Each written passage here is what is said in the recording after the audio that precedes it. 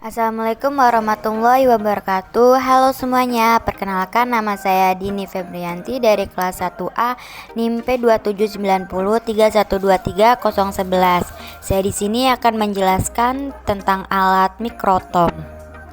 Mikrotom merupakan alat yang digunakan untuk memotong tipis atau irisan suatu jaringan. Sampel jaringan berparafin bergerak maju secara manual menuju pisau sesuai dengan ketebalan irisan yang diinginkan. Hasil dari pengirisan jaringan ini berupa pita tipis yang sangat penting karena irisan-irisan tipis ini akan membantu ketepatan mendiagnosa. Beberapa penggunaan mikrotom itu untuk mikroskop cahaya. Bahan pertama-tama difiksasi dan dibekukan atau dibenamkan ke dalam parafin. Bagian-bagian setebal 3-20 mm biasanya diiris dengan pisau baja. Yang kedua itu untuk mikroskop elektron. Fiksasi diikuti dengan pembenaman dalam resin seperti araldin. Bagian-bagian diiris dengan pisau gelas atau pisau instan ultramikrotom setebal 2-100 nanometer. Mikrotom berfungsi untuk menyayat atau memotong jaringan seperti jaringan tumbuhan, hewan menjadi irisan yang sangat tipis sehingga mempermudah pengamatan di bawah mikroskop. Mikrotom mampu membantu dalam mempersiapkan potongan tipis untuk analisis histologi, memungkinkan ilmuwan dan ahli biologi untuk memahami struktur dan fungsi jaringan biologis. Fungsi bagian alat mikrotom yaitu yang pertama ada skala pengatur ketebalan sayatan, biasanya terdapat di bagian kanan atas badan mikrotom. Skala ini dapat digeser ke kiri dan ke kanan sesuai dengan ketebalan sayatan yang diinginkan. Yang kedua ada pisau mikrotom, merupakan komponen yang bisa menentukan kualitas sayatan dan untuk memotong bahan menjadi bagian tipis dengan presisi. Yang ketiga ada pegangan blok jaringan, merupakan komponen yang menghubungkan mikrotom dengan blok jaringan yang hendak disayat. Yang terakhir ada pengatur jarak, berfungsi untuk mengatur blok jaringan dengan mata pisau. Bagian-bagian lainnya itu antara lain ada tempat sampah, kunci pas roda tangan, kunci pas kedudukan pisau, pembawa pisau, kunci pas pisau, spesimen lembab, mengatur skala, knop menyesuaikan skala, kedudukan pisau, kecepatan roda tangan. Jenis-jenis mikrotom yang pertama ada rotary mikrotom atau mikrotom putar. Bekerja menggunakan suatu tuas pemutar 360 derajat yang dapat menggerakkan blok jaringan secara vertikal ke atas atau ke bawah, serta dapat mengubah posisi blok ke arah depan dan belakang.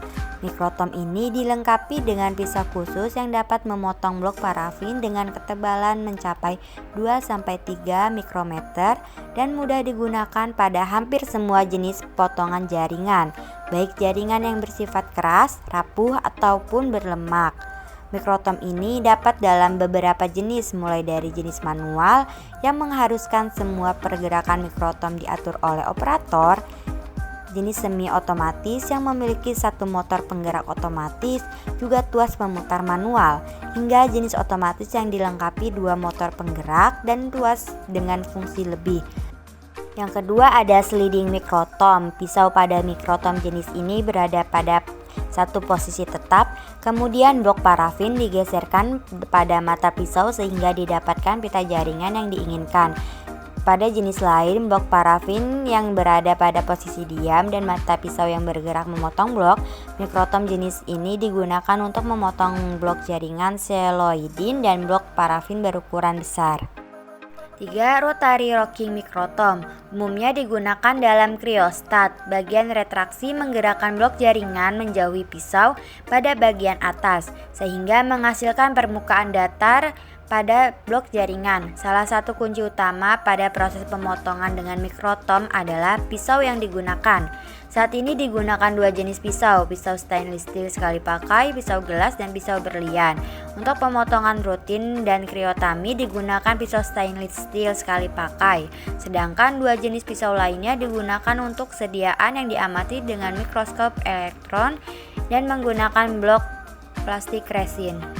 Kalibrasi yaitu pembersihan dan pemeriksaan visual. Caranya Yang pertama, pastikan mikrotom dalam keadaan bersih dari sisa-sisa sebelumnya dan bebas dari debu atau partikel yang dapat memengaruhi kualitas potongan. Yang kedua, periksa visual terhadap komponen utama, termasuk mekanisme pemotongan dan sistem penggerak. Selanjutnya ada pemeliharaan pisau. Caranya yaitu yang pertama, periksa pisau keadaan mikrotom. Yang kedua, jika pisau tumpul atau rusak, pertimbangkan untuk menggantinya atau mengasahnya sesuai kebutuhan. Selanjutnya ada penyesuaian ketebalan potongan. Caranya itu yang pertama, menyesuaikan pengaturan ketebalan potongan pada mikrotom. Yang kedua, gunakan sampel kontrol dengan ketebalan yang diketahui untuk memastikan pengaturan yang akurat.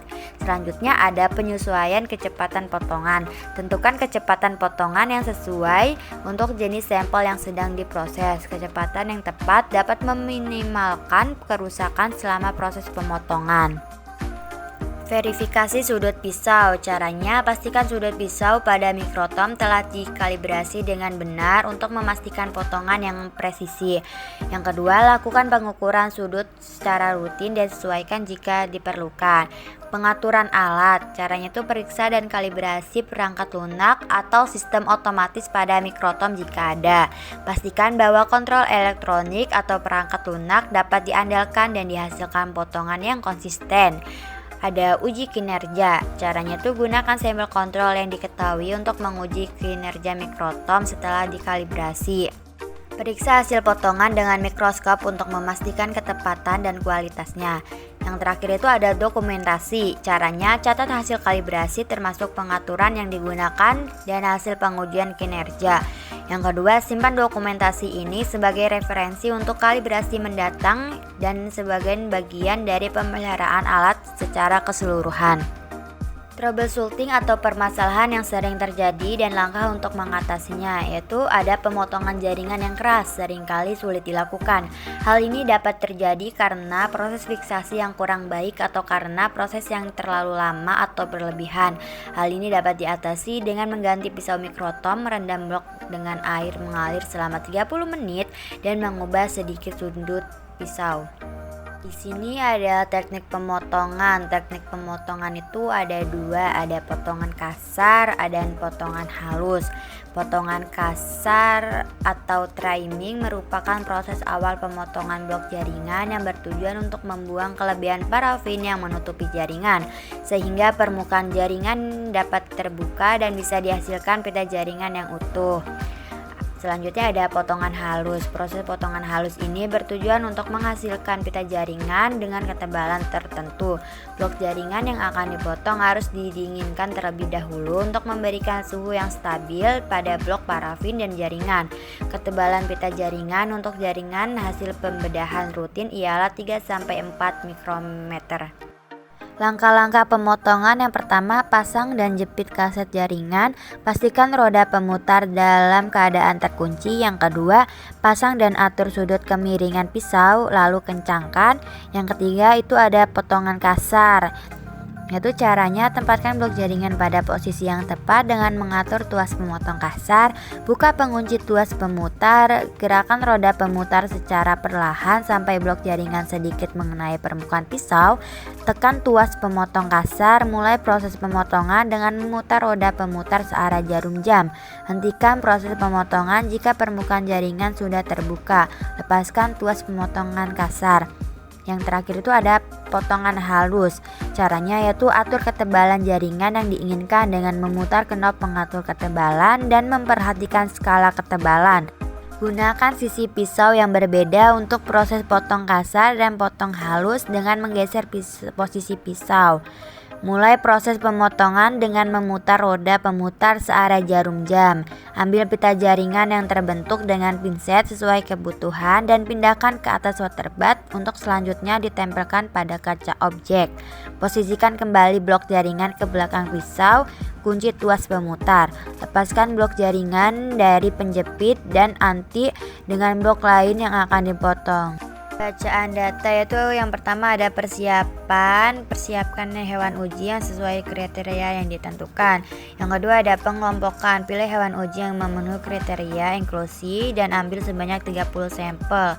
Yang ketiga ada pemotongan akan dilakukan menggunakan mikrotom untuk membuat irisan tipis. Yang keempat ada pewarnaan, melakukan pewarnaan histologi pada irisan yang dihasilkan seperti hermatoksin dan eosin. Yang kelima ada pengamatan, melakukan mikroskop dengan menggunakan pembesaran 40 kali. Yang keenam ada analisis hasil mikroskop untuk mengidentifikasi struktur dan komponen sel. Yang ketujuh ada dokumentasi. Yang kedelapan ada analisis data. Kelebihan dan kekurangan. Kelebihan dari alat mikrotom itu yang pertama membuat irisan jaringan yang sangat tipis.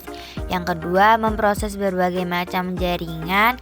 Yang ketiga memproduksi serial section. Mikrotom dapat digunakan untuk menghasilkan irisan serial yang merupakan irisan berurutan suatu jaringan. Irisan serial memungkinkan rekonstruksi 3 dimensi struktur jaringan. Kekurangan alat mikrotom itu yang pertama membutuhkan keterampilan khusus. Untuk mengoperasikan mikrotom membutuhkan pelatihan dan keterampilan khusus untuk menghasilkan irisan berkualitas tinggi dan menghindari kerusakan jaringan. Yang kedua, proses yang memakan waktu. Proses jaringan dengan mikrotom bisa menjadi proses yang memakan waktu. Yang ketiga ada biaya perawatan yang tinggi. Yang terakhir ada resiko kerusakan jaringan. Jika jaringan digunakan dengan benar, mikrotom dapat merusak jaringan sehingga sulit untuk dianalisis di bawah mikroskop.